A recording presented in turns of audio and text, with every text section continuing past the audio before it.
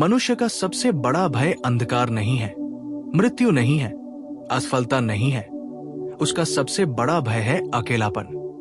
बुद्ध कहते हैं, मनुष्य भीड़ में सुरक्षित महसूस करता है, क्योंकि भीड़ में उसे अपने होने की जिम्मेदारी नहीं उठानी पड़ती। जब तुम भीड़ के साथ चलते हो, तब तुम्हें सोचना नहीं पड़ता, निर्णय नहीं लेना पड़ता, अपने भीतर झांकना नहीं पड़ता। भीड़ तुम्हारे लिए सोच लेती है, भीड़ तुम्हें दिशा दे देती है, भीड़ तुम्हें यह झूठा भरोसा दे देती है कि तुम सही हो, क्योंकि बहुत लोग तुम्हारे साथ हैं। लेकिन बुद्ध कहते हैं, सत्य कभी भीड़ में नहीं मिलता।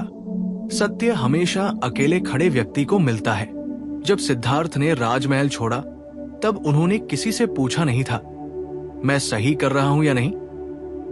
उन्होंने सभा नहीं बुलाई थी, उन्होंने बहुमत नहीं देखा था। वे अकेले निकले थे। वो क्षण मानव इतिहास का सबसे साहसी क्षण था, क्योंकि वो निर्णय तर्क से नहीं, भीतर की पुकार से लिया गया था। बुद्ध कहते हैं, जिस दिन तुम भीतर की आवाज सुनना शुरू करते हो, उसी दिन भीड़ तुम्हें गलत लगने लगती है, और उसी दिन से तुम्हारी यात्रा अकेली हो जाती है। अकेले चलना कायरों का काम नहीं है। अकेले चलने के लिए बहुत गहरी हिम्मत चाहिए, क्योंकि अकेले चलने का अर्थ है कोई सहारा नहीं, कोई गारंटी नहीं, कोई तालियां नहीं। बुद्ध कहते हैं, जब तक तुम प्रशंसा चाहते हो, तुम स्वतंत्र नहीं हो। और जो अकेले चलता है, वो जानता है कि रास्ते में कोई ताली नहीं बजेगी, कोई उसे शाबाश नहीं कहेगा। लोग उसे पागल कहेंगे, घमंडी कहेंगे, भटका हुआ कहेंगे, क्योंकि समाज को वही व्यक्ति असुविधाजनक लगता है जो अपनी राह खुद चुनता है। भीड़ हमेशा चाहती है कि तुम जैसे हो वैसे ही रहो। भीड़ को अनुयायी चाहिए, खोजी नहीं। भीड़ को आज्ञाकारी लोग चाहिए, जागृत नहीं। बुद्ध कहते हैं, सोए हुए लोगों की भीड़ जागे हुए व्यक्ति को कभी स्वीकार नहीं करती। इसलिए जब तुम अकेले चलने का साहस करते हो, तो पहला दंड यही मिलता है, अस्वीकृति।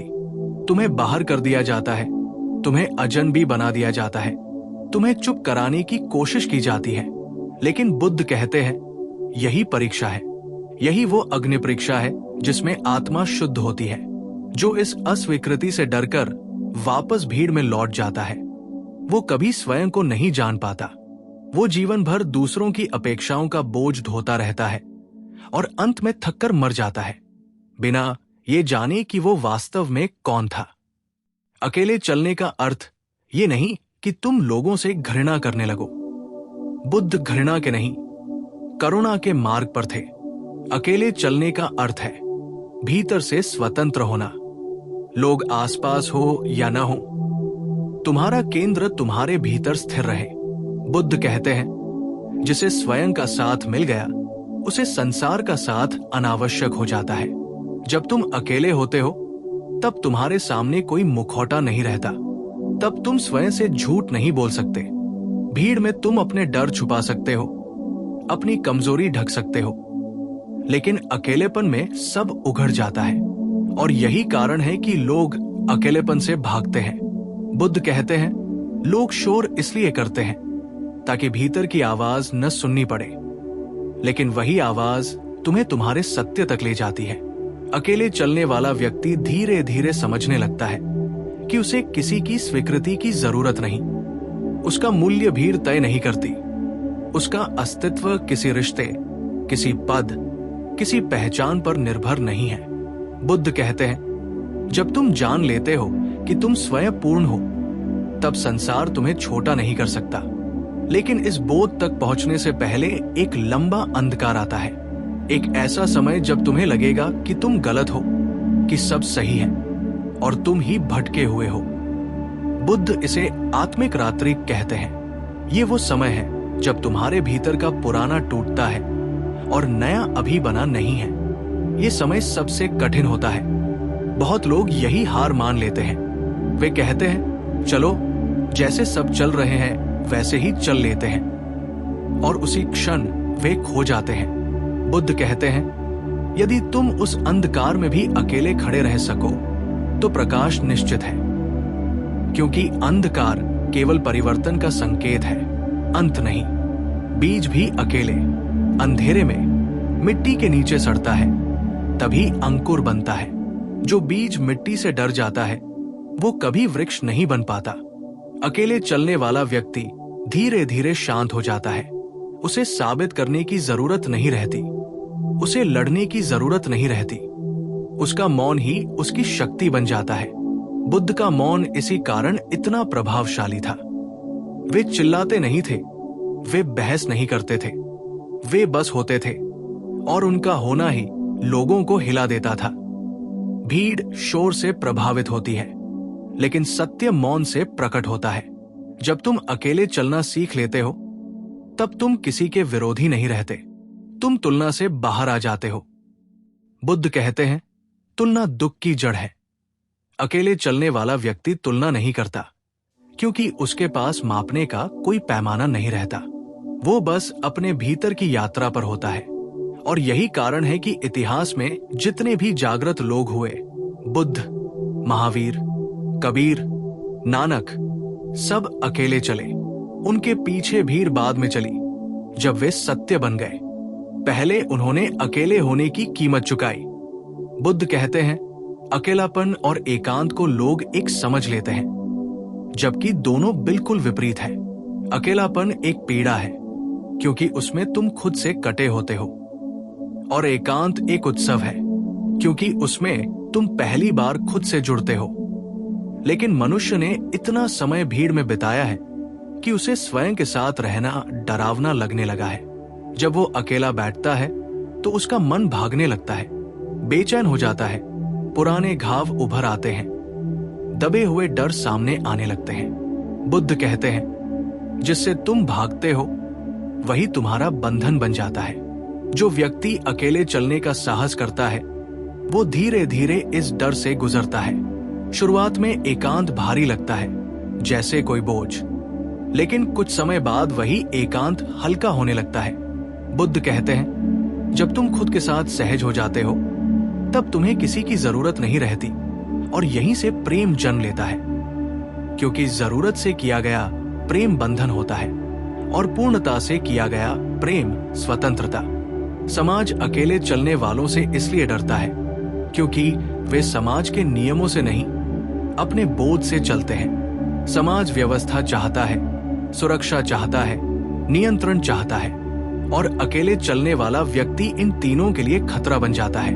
वो किसी विचारधारा का गुलाम नहीं होता, किसी परंपरा का बोझ नहीं ढोता। बुद्ध कहते हैं, जो जाग गया उसे नियंत्रित नहीं किया जा सकता। इसलिए समाज पहले उसका मजाक उड़ाता है, फिर उसे बदनाम करता है, और अगर फिर भी वो न रुके तो उसे दबाने की कोशिश करता है। बुद्ध स्वयं इसका उदाहरण है। जब वे ज्ञान को प्राप्त हुए तब उन्होंने किसी मंदिर की स्थापना नहीं की, कोई धर्म ग्रंथ नहीं लिखा, कोई संगठन नहीं बनाया। वे बस चलते रहे, बोलते रहे, मौन में बैठे रहे। लोगों ने उन्हें समझा नहीं। कुछ ने कहा ये नास्तिक है, कुछ ने कहा ये पागल है, कुछ ने कहा ये समाज तोड़ देगा। लेकिन बुद्ध मुस्कुराते रहे, क्योंकि जो व्यक्ति भीतर से स्थिर हो जाता है उसे बाहर की आलोचना हिला नहीं सकती। अकेले चलने वाले की सबसे बड़ी पहचान उसका मौन होता है। वो हर बात का जवाब नहीं देता, वो हर उकसावे पर प्रतिक्रिया नहीं करता। बुद्ध कहते हैं, मौन कमजोरी नहीं, वो अंतिम शक्ति है। क्योंकि मौन में अहंकार नहीं बोलता, मौन में सत्य स्वयं प्रकट होता है। भीड़ को ये मौन असहज करता है, क्योंकि भीड़ शोर पर जीती है। जब तुम अकेले चलना शुरू करते हो तो एक समय ऐसा आता है जब लोग तुम्हें छोड़ने लगते हैं। कुछ रिश्ते टूट जाते हैं, कुछ दोस्त दूर हो जाते हैं, कुछ अपने भी अजनबी लगने लगते हैं। ये बहुत पीड़ादायक होता है। बुद्ध इसे करुणा से देखते हैं। वे कहते हैं, जो तुम्हें छोड़ रहे हैं वे तुम्हारे शत्रु नहीं हैं, वे बस उतनी दूर तक ही चल सकते थे। हर व्यक्ति की यात्रा की एक सीमा होती है। जो उससे आगे बढ़ता है उसे अकेला जाना ही पड़ता है। ये अकेलापन वास्तव में एक दीक्षा है। जैसे पुराने समय में शिष्य को गुरु जंगल में अकेला छोड़ देता था ताकि वो स्वयं को खोज सके। आज भी जीवन यही करता है।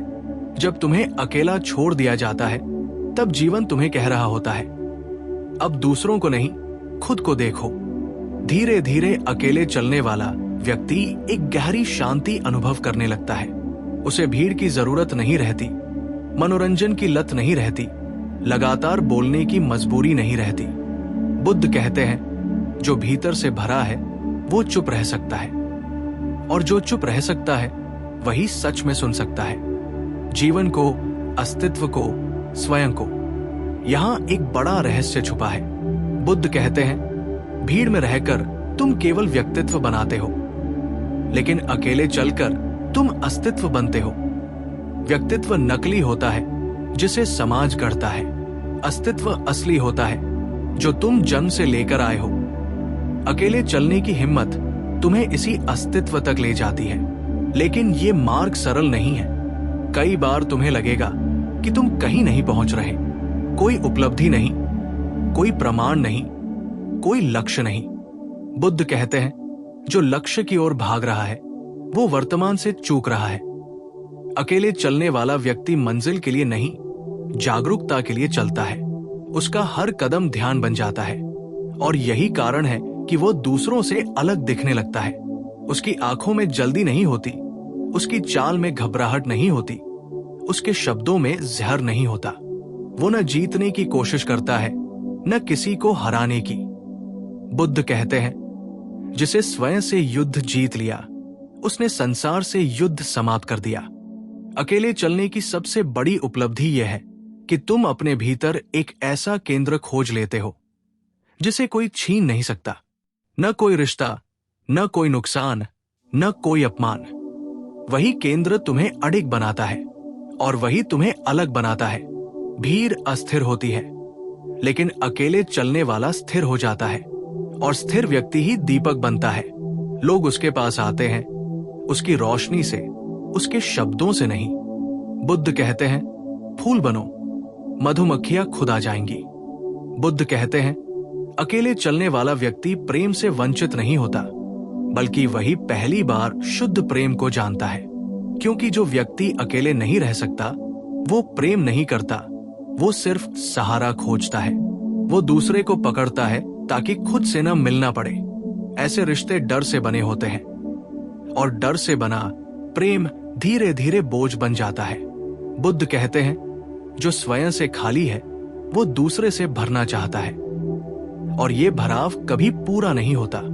लेकिन जो व्यक्ति अकेले चलना सीख लेता है, जो अपने साथ बैठ सकता है, अपने मौन को सह सकता है, अपने विचारों को देख सकता है, वो जब प्रेम करता है तो बंधन नहीं बनाता, वो किसी को जंजीर नहीं पहनाता। उसका प्रेम आजाद होता है, खुला होता है, अपेक्षा से मुक्त। बुद्ध कहते हैं, प्रेम का अर्थ है दूसरे को वैसा ही स्वीकार करना जैसा वो है, न कि उसे अपनी कमी भरने का साधन बनाना। इसीलिए बुद्ध ने कभी किसी को अपने ऊपर निर्भर नहीं बनाया। उन्होंने शिष्यों से भी कहा, मुझ पर मत चलो, स्वयं दीपक बनो। ये वाक्य बहुत क्रांतिकारी है, क्योंकि गुरु भी अक्सर चाहते हैं कि लोग उन पर निर्भर रहें। लेकिन बुद्ध जानते थे, निर्भरता अंधकार है, चाहे वो किसी पवित्र व्यक्ति पर ही क्यों न हो। जो अकेले चलना नहीं सीखता वो गुरु को भी बैसाखी बना लेता है। अकेले चलने वाला व्यक्ति भीतर से इतना स्थिर हो जाता है कि उसे किसी को साबित करने की जरूरत नहीं रहती। वो न तो अपनी श्रेष्ठता दिखाना चाहता है, न अपनी पीड़ा। बुद्ध कहते हैं, अहंकार शोर करता है, जागरूकता मौन रहती है। इसलिए जो लोग सच में आगे बढ़ते हैं वे अक्सर दिखाई नहीं देते। वे प्रचार नहीं करते, वे तुलना नहीं करते, वे संघर्ष नहीं करते। समाज को ये समझ में नहीं आता। समाज को लगता है जो चुप है वो कमजोर है। लेकिन बुद्ध कहते हैं, सबसे बड़ा बल वही है जो बिना हिंसा के मौजूद है। अकेले चलने वाला व्यक्ति इसी बल को खोज लेता है। वो प्रतिक्रिया नहीं करता, वो उत्तर देता है। प्रतिक्रिया अंधी होती है, उत्तर जागरूक। जब कोई तुम्हें अपमानित करता है और तुम तुरंत कुछ नहीं कहते, ये कायरता नहीं है, ये उस व्यक्ति की पहचान है जिसने स्वयं को जान लिया है। बुद्ध कहते हैं, जिसे अपने मूल्य का ज्ञान है वो दूसरों की राय से हिलता नहीं, भीड़ की सबसे बड़ी ताकत यही है कि वो तुम्हें ये यकीन दिला दे कि तुम्हारा मूल्य दूसरों के हाथ में है। अकेले चलने वाला इस भ्रम से बाहर आ जाता है, लेकिन इस मार्ग पर एक बहुत सूक्ष्म खतरा भी है, अहंकार का। जब तुम भीड़ से अलग होते हो, जब तुम अकेले चलते हो, तो मन कह सकता है, मैं खास हूं, मैं दूसरों से ऊपर हूं। बुद्ध इस बिंदु पर बहुत सतर्क करते हैं। वे कहते हैं, जो खुद को अलग मानने लगता है वो अभी भी भीड़ से ही जुड़ा है, उल्टी दिशा में। सच्चा अकेलापन विनम्र होता है, शांत होता है, झुका हुआ होता है। अकेले चलने का अर्थ ये नहीं कि तुम दूसरों से श्रेष्ठ हो गए। इसका अर्थ सिर्फ इतना है कि तुम जागने की जिम्मेदारी उठा रहे हो। और जागरूक व्यक्ति करुणामय होता है, कठोर नहीं। वो दूसरों की नींद को समझता है, इसलिए उन्हें दोष नहीं देता। बुद्ध कहते हैं, अंधे को रास्ता न दिखाने के लिए दोषी मत ठहराओ। जैसे जैसे ये समझ गहरी होती जाती है, वैसे वैसे भीतर एक अजीब शांति उतरती है। अब तुम्हें अकेलेपन का डर नहीं लगता, बल्कि भीड़ में ज्यादा देर रहना थकाने लगता है।